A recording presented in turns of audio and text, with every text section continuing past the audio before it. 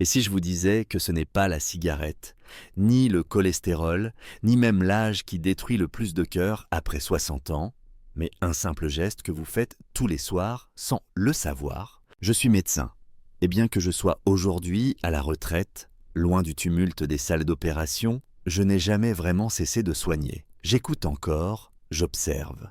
Je me souviens, parce qu'il y a des vérités que j'ai vues trop souvent pour les taire, des vérités que personne ne veut vraiment entendre, surtout quand elles se glissent dans les gestes du quotidien, ceux qu'on pense anodins, inoffensifs, jusqu'au jour où le cœur cède. Pendant plus de 35 ans, j'ai opéré, palpé, entendu les battements irréguliers et les silences soudains des cœurs fatigués. Des cœurs comme celui de Monsieur Bertrand, 72 ans, qui n'avait jamais fumé, qui marchait chaque matin, qui mangeait peu salé, mais qui, un soir, s'est couché trop vite après le dîner, comme à son habitude. Il ne s'est jamais réveillé. Pas de douleur, pas de signe avant-coureur. Juste un arrêt, net, silencieux, injuste. Ce soir-là, j'ai compris que ce ne sont pas les grandes fautes qui tuent le plus souvent.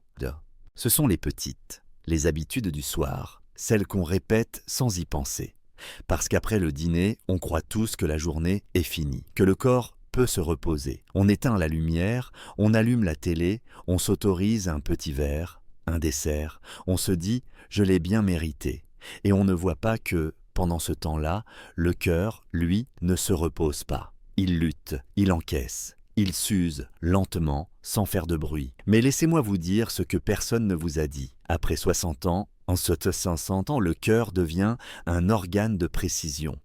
Il ne supporte plus les chocs invisibles. Il travaille plus fort la nuit qu'on ne le pense. Et pourtant, c'est justement le soir que la majorité des gens le maltraitent, sans le savoir. Chaque soir, des milliers de personnes âgées répètent des gestes qui semblent inoffensifs, mais qui accélèrent l'usure de leur cœur. Ils s'allongent juste après avoir mangé, pensant se détendre. Ils mangent sucré, pensant se réconforter. Ils regardent les infos stressantes, pensant s'informer. Ils ignorent une envie d'uriner, pensant qu'ils dormiront mieux. Et pendant ce temps, leur cœur bat plus vite, plus fort, mais de manière de plus en plus irrégulière. Jusqu'à ce qu'un jour, ils disent « Stop ! Je ne dis pas cela pour faire peur. Je le dis parce que je l'ai vu, des centaines de fois, trop de fois. Je le dis parce qu'il est encore temps, parce qu'il n'est jamais trop tard pour changer. Mais pour cela, il faut commencer par ouvrir les yeux. Cesser de croire que l'âge est une fatalité. Non. Le cœur ne vieillit pas de la même manière chez tout le monde. Il vieillit selon la manière dont on le traite chaque jour, et surtout chaque soir. C'est pourquoi j'ai décidé de prendre la parole, non plus comme un chirurgien, mais comme un homme âgé, un médecin à la retraite qui a vu ce que personne ne voit, les conséquences à long terme des petits gestes quotidiens. J'ai vu les regards surpris des familles à l'hôpital, qui ne comprennent pas. Mais il allait bien hier soir. Oui, jusqu'à ce que le cœur, trop sollicité, lâche. Ce n'est pas une question de chance. C'est une question de choix, de conscience, d'éducation. Dans cette vidéo, je vais vous révéler les 8 habitudes du soir les plus dangereuses pour votre cœur après 60 ans. Celles que vous faites peut-être chaque jour sans le savoir. Et je vous expliquerai, pour chacune, comment les remplacer par un geste simple, apaisant et protecteur. Parce que votre cœur mérite mieux, parce qu'il vous porte depuis des décennies et parce qu'il est encore temps de l'aider à continuer. Si vous êtes nouveau sur cette chaîne, je vous invite à vous abonner. C'est le seul moyen pour moi de continuer à produire ces vidéos, à partager mes années d'expérience, à transformer les connaissances médicales en conseils concrets et applicables. En vous abonnant, vous ne soutenez pas seulement un contenu, vous participez à une mission. Celle d'aider les personnes âgées à vivre plus longtemps, en meilleure santé, sans médicaments inutiles, simplement grâce à des choix quotidiens éclairés. Avant que nous commencions la suite, j'aimerais vous poser une question simple, mais qui pourrait changer votre manière de vivre vos soirées. Selon vous, quelle est la pire chose à faire juste après le dîner? A. S'allonger pour se détendre. B. Sortir marcher 10 minutes. Laissez votre réponse dans les commentaires, A ou B. Et surtout, expliquez pourquoi vous avez choisi cette réponse. Je lis chaque commentaire personnellement, car c'est ensemble que nous avançons, un pas après l'autre, un cœur à la fois. Plus les années passent, plus je suis frappé par une évidence. Ce qui détruit un cœur ne se voit pas à l'œil nu. Ce ne sont pas toujours les infarctus, les douleurs aiguës ou les urgences bruyantes qui font le plus de victimes. Ce sont les habitudes banales, les petits gestes répétés chaque soir, dans le calme de nos maisons, après le dîner. C'est là que commence souvent la dégradation, lentement, sans bruit. Ce que je vais vous dévoiler ici, je l'ai appris non pas dans les manuels, mais au chevet de mes patients. Au fil des décennies, je vais vous parler de 8 comportements qui chaque soir, après le repas, mettent en danger des milliers de cœurs, sans que personne ne le remarque. Ces gestes, je les ai vus dans toutes les classes sociales, chez des gens instruits comme chez des gens simples. Et à chaque fois, le même regard quand les conséquences finissent par apparaître. Mais docteur, je ne savais pas.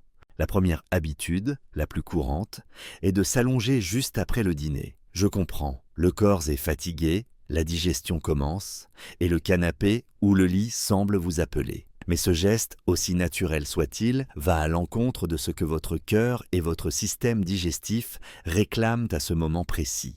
Quand vous vous allongez trop tôt, vous bloquez la descente normale des aliments, vous ralentissez la digestion, vous favorisez le reflux acide, ce qui augmente la pression sur le thorax et peut provoquer des palpitations, voire des troubles du rythme.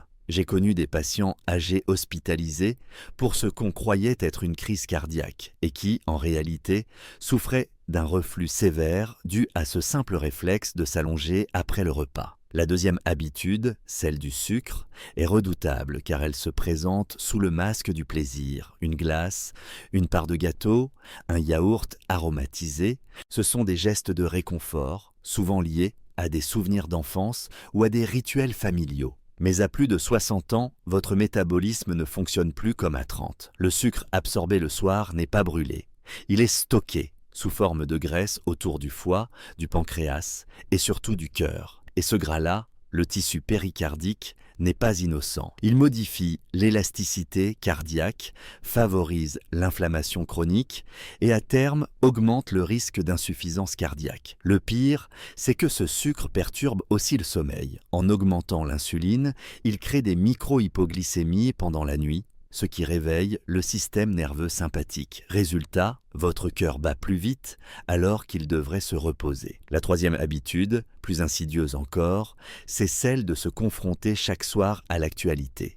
La télévision, les réseaux sociaux, les journaux numériques, tout cela nous expose à une dose quotidienne de catastrophes, d'injustice, de peur. Le cerveau ne fait pas la différence entre un danger réel et un danger perçu. Quand vous regardez un reportage sur une guerre ou une crise économique, votre corps réagit comme s'il était lui-même menacé. Il libère du cortisol, de l'adrénaline et active le cœur au lieu de le calmer. J'ai vu des patients dont la tension augmentait systématiquement après le journal de 20 heures. C'est une bombe à retardement. L'esprit s'agite, le sommeil est fragmenté, le cœur ne récupère jamais vraiment. Et jour après jour, année après année, cette hyperstimulation détruit les équilibres fragiles que votre âge vous demande de préserver. La quatrième habitude, souvent négligée, concerne les aliments salés pris tard le soir. On pense aux chips, aux biscuits apéritifs,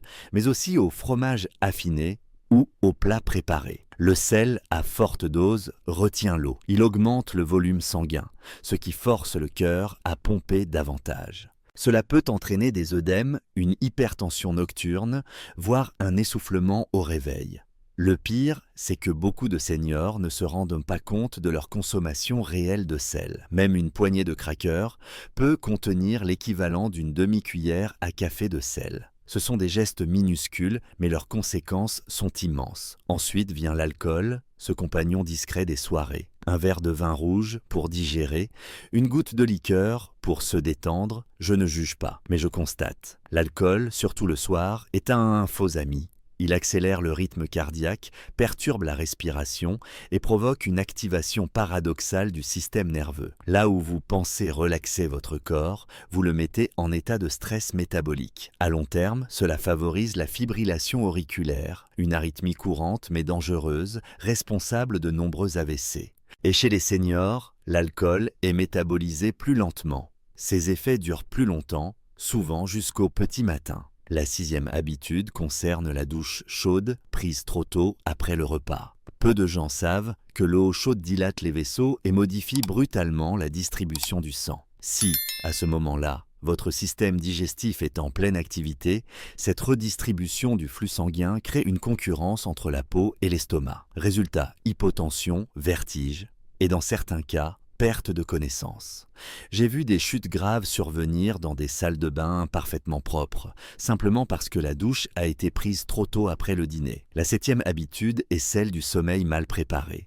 Trop de personnes dorment avec 2, 3, parfois 4 oreillers. Pensant bien faire, ils créent une flexion du cou, une obstruction partielle des voies respiratoires et une mauvaise oxygénation. Le cœur, dans ces conditions, doit redoubler d'efforts pour maintenir un apport correct en oxygène au cerveau. Cela provoque des micro-réveils, une fatigue chronique et une usure prématurée du muscle cardiaque. Enfin, la 8e habitude, celle qui semble la plus insignifiante, est de ne pas aller aux toilettes avant de dormir. Cela peut paraître anodin, mais une vessie pleine stimule des récepteurs nerveux qui activent la libération d'hormones de stress. La pression artérielle augmente, le rythme cardiaque aussi. Chez une personne âgée, cela peut suffire à déclencher une crise cardiaque ou un AVC pendant la nuit. Croyez-moi, j'ai vu trop de réveils tragiques dus à une simple envie retenue. Voilà donc ces 8 gestes, ces 8 pièges du quotidien que je vous invite à observer, à questionner et si possible à modifier. Pas tous d'un coup, mais un par un, lentement, consciencieusement, parce que votre cœur ne vous demande pas la perfection. Il vous demande simplement de l'attention. Et moi, en tant que médecin, c'est cette attention que je veux vous aider à cultiver. Car vieillir ne doit pas être une descente, cela peut être une nouvelle maîtrise. Une manière d'habiter son corps avec plus de lucidité, de paix, de respect. Dans les prochaines minutes, je vous montrerai comment transformer chacune de ces habitudes en un geste protecteur, apaisant et bénéfique. Parce que chaque soir peut devenir une occasion de guérison, à condition de savoir comment. Si les années m'ont appris une chose, c'est que le corps humain ne fonctionne jamais dans l'approximation. Chaque geste a une répercussion, chaque rythme, chaque silence, chaque tension ou détente envoie un signal. Et avec l'âge, ces signaux deviennent plus sensibles, plus fragiles. Le problème, c'est que la plupart des gens ne les entendent pas ou ne savent pas les décoder. On croit souvent que les dégâts au cœur viennent d'un choc soudain, d'un événement brutal. Mais ce n'est pas ainsi que les choses se passent, du moins dans la majorité des cas que j'ai rencontrés au cours de ma carrière. Non, le cœur ne cède pas sans avertissement. Il s'use. Il ploie sous le poids de centaines de micro-agressions invisibles. Ce sont des accumulations, des frottements, des déséquilibres silencieux. Et les gestes du soir, ceux que j'ai détaillés auparavant, sont précisément ce qui déclenche ce lent effondrement, presque imperceptible. Je vais vous expliquer pourquoi ces habitudes sont si dangereuses. Et je ne vais pas parler ici d'études statistiques ou de protocoles médicaux, bien qu'ils existent. Je vais vous parler de physiologie vivante, de ce que j'ai vu, de ce que j'ai ressenti dans les corps de mes patients, dans leur fatigue, leur silence, leur regard. À partir de 60 ans, le système nerveux autonome, celui qui gère tout ce que vous ne contrôlez pas consciemment, comme la respiration, le rythme cardiaque, la digestion, la température, devient plus vulnérable.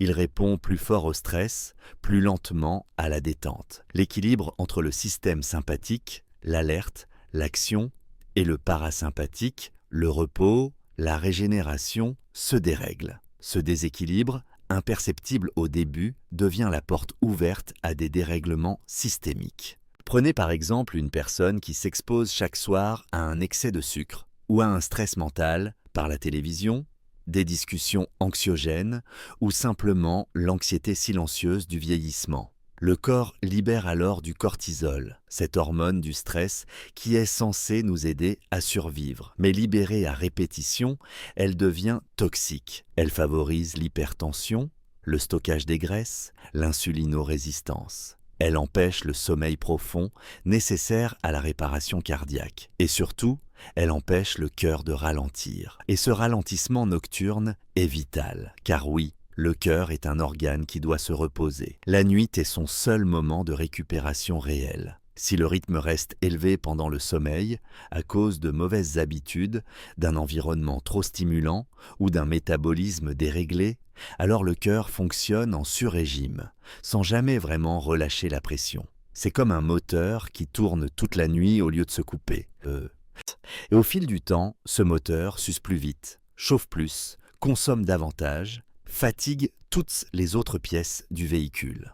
Un autre élément que beaucoup ignorent, la circulation sanguine change pendant la nuit. En position allongée, le retour veineux s'accélère, le volume sanguin central augmente. Cela signifie que le cœur reçoit plus de sang à gérer. C'est normal, il est prévu pour cela, mais à condition qu'on ne le surcharge pas inutilement. Si, en plus de ce flux naturel, vous ajoutez une rétention d'eau causée par le sel, une fréquence cardiaque élevée à cause du sucre ou de l'alcool, ou une stimulation nerveuse due à des émotions mal digérées, alors vous créez une pression intérieure contre laquelle le cœur doit se battre. Et parfois, il n'a tout simplement plus la force. J'ai vu des personnes arriver aux urgences avec un tableau de fatigue inexpliquée, d'essoufflement nocturne ou de tension matinale incontrôlable. On cherchait des causes évidentes, infection, embolie, décompensation aiguë, mais en creusant, on trouvait autre chose, un mode de vie du soir totalement inadapté à leur âge, à leur physiologie,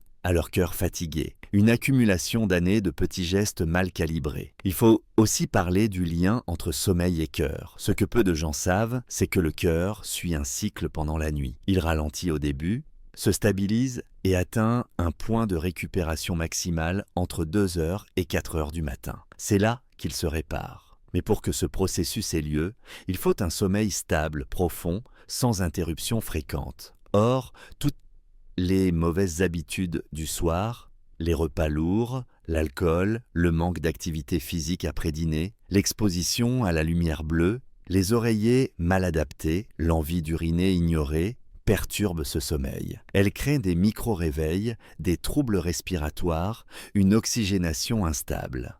Et tout cela empêche le cœur d'entrer dans sa phase de guérison.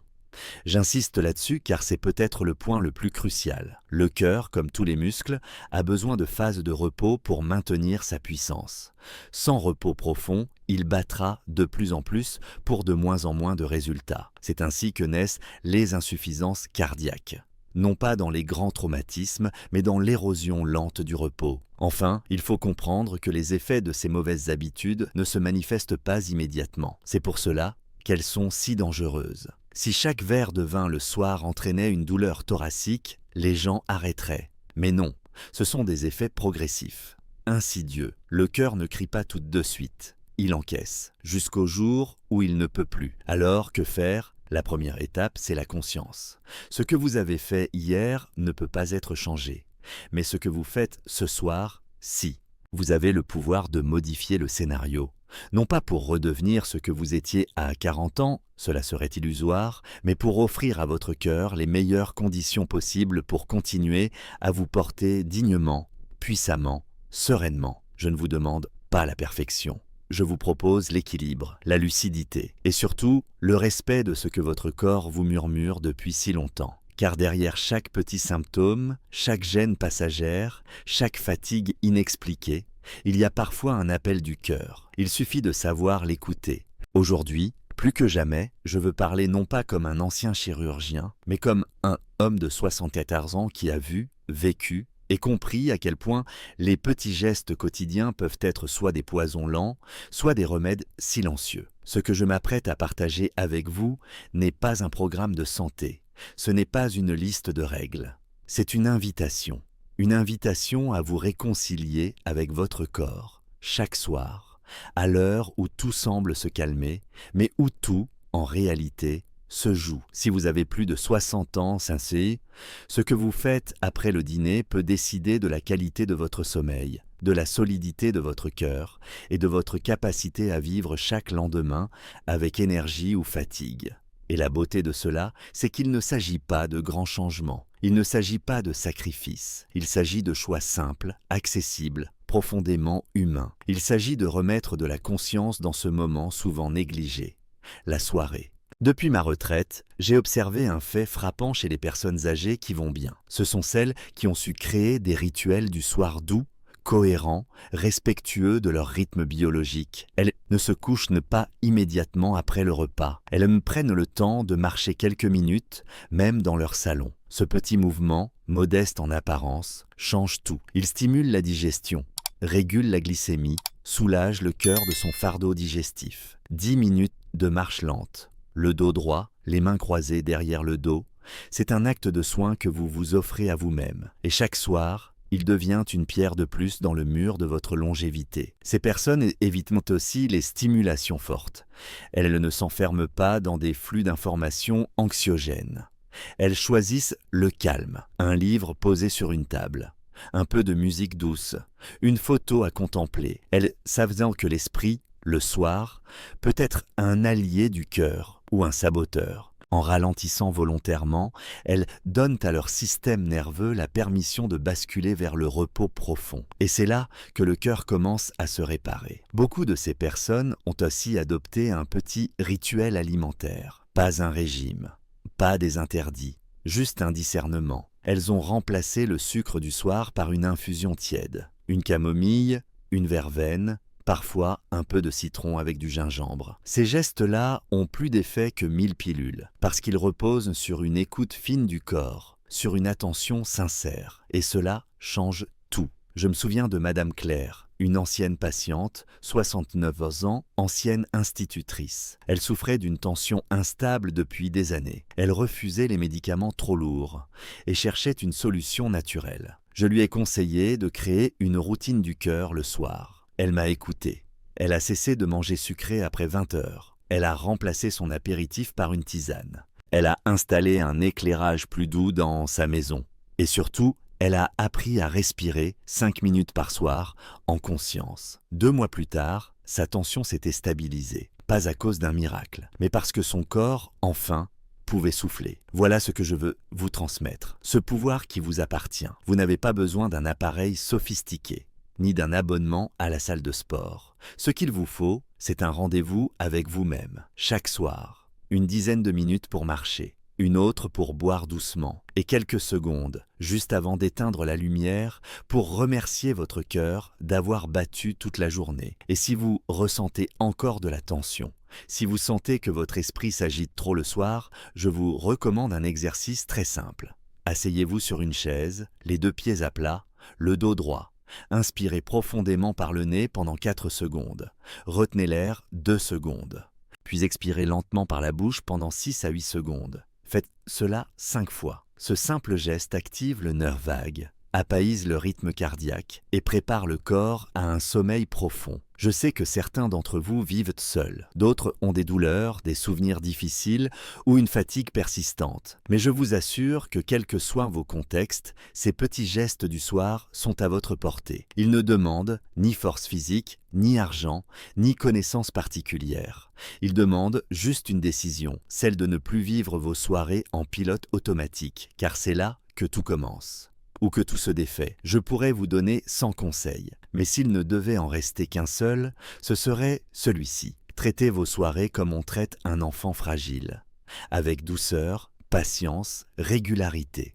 Car ce que vous semez entre 19h et 22h, vous le récoltez au lever du jour, dans votre souffle, dans votre cœur, dans votre énergie. Et croyez-moi, je l'ai vu. Ceux qui honorent dans ce moment du soir vivent plus longtemps, mais surtout, ils vivent mieux, plus lucides, plus sereins, plus libres. Alors ce soir, je vous invite à essayer, à ne rien changer de radical, juste à faire un pas, une marche douce après le repas, une respiration consciente, une boisson apaisante.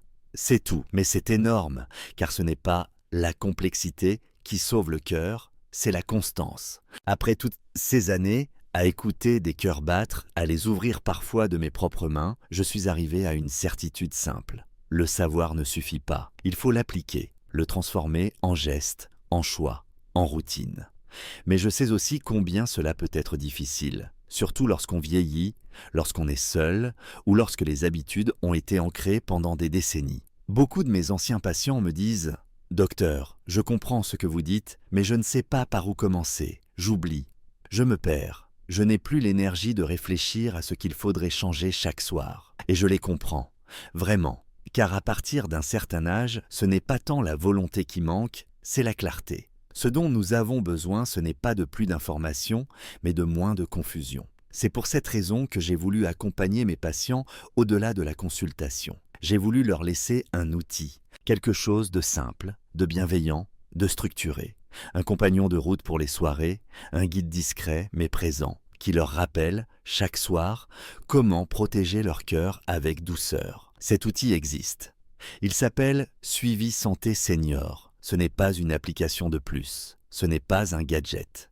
C'est une main tendue, construite avec des médecins, des diététiciens, des kinésithérapeutes et surtout des personnes âgées elles-mêmes, car ce sont leurs besoins qui ont guidé chaque fonction, chaque mot, chaque proposition. J'ai tenu à ce qu'on y retrouve ce qui fait la différence. De la simplicité, de la chaleur, de l'humanité. Chaque soir, cette application vous accompagne pas à pas. Elle vous propose des idées de repas pauvres en sel, mais riches en goût. Des plats simples, faisables, avec peu d'ingrédients, respectueux des rythmes digestifs du soir. Elle vous rappelle de marcher un peu après le dîner, avec des suggestions de petits mouvements adaptés, même en intérieur, même assis. Elle vous guide vers une respiration calme, une détente progressive sans pression ni exigence de performance. Elle vous permet aussi de noter comment vous vous sentez, votre niveau d'énergie, votre sommeil, votre tension. Et au fil du temps, elle vous montre les progrès. Car oui, les petits efforts s'accumulent. Et lorsqu'ils sont suivis, observés, valorisés, ils deviennent des victoires visibles. J'ai vu des personnes retrouver confiance en elles simplement parce qu'elles avaient suivi leur routine du soir pendant 2 semaines. Et cela a tout changé. Elles se sentaient de nouveau actrices de leur santé. Mais ce que j'aime le plus dans cette application, c'est qu'elle vous parle avec respect. Elle ne vous infantilise pas. Elle ne vous juge pas. Elle vous accompagne. Elle vous propose des choix. Elle ne vous impose rien. Elle vous rappelle que chaque soir est une occasion, non pas de faire parfait, mais de faire mieux, un tout petit peu mieux. Et je sais à quel point cela peut être précieux. J'ai vu des hommes qui, après avoir perdu leur épouse, ne savaient plus comment structurer leur journée. Des femmes qui se retrouvaient seules dans une maison devenue trop silencieuse et qui, grâce à cette petite présence dans leur téléphone ou leur tablette, retrouvaient un cadre, une forme d'attention, comme si quelqu'un leur disait « Je pense à toi. Ce soir encore, tu peux prendre soin de ton cœur. Je ne crois pas aux solutions miracles, je ne crois pas aux promesses irréalistes, mais je crois profondément à la puissance des micro-changements. Et je crois que le numérique, bien utilisé, peut devenir un allié formidable pour notre génération. Nous avons longtemps été mis de côté dans ce domaine. On dit que c'est trop compliqué pour les personnes âgées, je dis que c'est faux. Ce n'est pas la technologie qui est difficile, ce sont les interfaces mal pensées. Suivi Santé Senior a été conçu pour que chaque fonction soit intuitive. Grande police, couleur douce, navigation simple et surtout, un seul objectif, aider votre cœur à se reposer chaque soir. Aujourd'hui, cette application est encore disponible gratuitement, car nous sommes en phase de lancement. Mais je sais que cela ne durera pas. Très bientôt, l'accès sera réservé aux abonnés. Et je trouve cela normal. Le travail derrière cette application est immense. Mais si vous me lisez maintenant, vous avez encore la possibilité de la télécharger sans frais, de l'essayer, de voir par vous-même si elle vous apporte ce que vous recherchez. Et si vous êtes sceptique, je vous invite à ne pas me croire sur parole. Essayez pendant 7 soirs, juste 7. Laissez-vous guider. Faites l'expérience de la marche légère, de la tisane sans sucre, de la respiration consciente. Observez ce qui change. Vous verrez peut-être que votre sommeil s'améliore, que votre tension se stabilise, que vous vous sentez moins oppressé au réveil. Et si c'est le cas, vous saurez que vous tenez là un outil précieux. Je suis médecin, oui, mais je suis aussi un homme. Et je sais à quel point il est difficile, parfois, de se sentir seul dans ses efforts. C'est pourquoi je vous parle aujourd'hui avec cette sincérité. Vous n'avez pas à tout faire seul. Vous pouvez être accompagné, soutenu, orienté. Votre cœur vous a porté toute votre vie. Il a tenu bon pendant vos joies, vos peines, vos efforts, vos silences. Offrez-lui maintenant, à ce stade de votre parcours, ce qu'il mérite. Un peu de douceur, un peu d'attention, un peu de régularité. soir après soir. Suivi Santé Senior n'est pas là pour vous surveiller. Il est là pour vous rappeler que vous comptez, que votre bien-être est précieux et que vous avez le pouvoir, dès ce soir, de faire du bien à votre cœur, sans effort, sans douleur, sans peur. Et moi, je serai là, à travers chaque ligne de cette application, comme un vieux médecin qui n'a pas cessé de croire qu'on peut encore, à tout âge, prévenir au lieu de réparer, aimer au lieu d'oublier, soigner au lieu de subir. C'est à vous maintenant, à vous d'essayer, à vous d'en faire une force, pour votre cœur, pour votre paix, pour votre vie. Il y a des vérités qui ne s'apprennent pas dans les livres, ni dans les salles d'opération. Ce sont des vérités que l'on comprend seulement après avoir vu des centaines de visages inquiets, des familles en larmes et des cœurs qui s'arrêtent sans bruit. Aujourd'hui, après plus de 40 ans de métier, je suis un vieux médecin à la retraite, mais mon désir de transmettre est plus vivant que jamais. Ce que j'ai voulu partager avec vous à travers cette série sur les habitudes du soir n'est pas une leçon médicale. C'est une tentative de réveiller quelque chose de plus profond, la conscience que nos gestes quotidiens, surtout les plus discrets, façonnent notre destin. Trop souvent, nous vivons nos soirées comme si elles n'avaient pas de conséquences. On pense que le corps peut faire ce qu'il veut pendant la nuit, qu'il saura se débrouiller. Mais non, après 60 ans, chaque détail compte.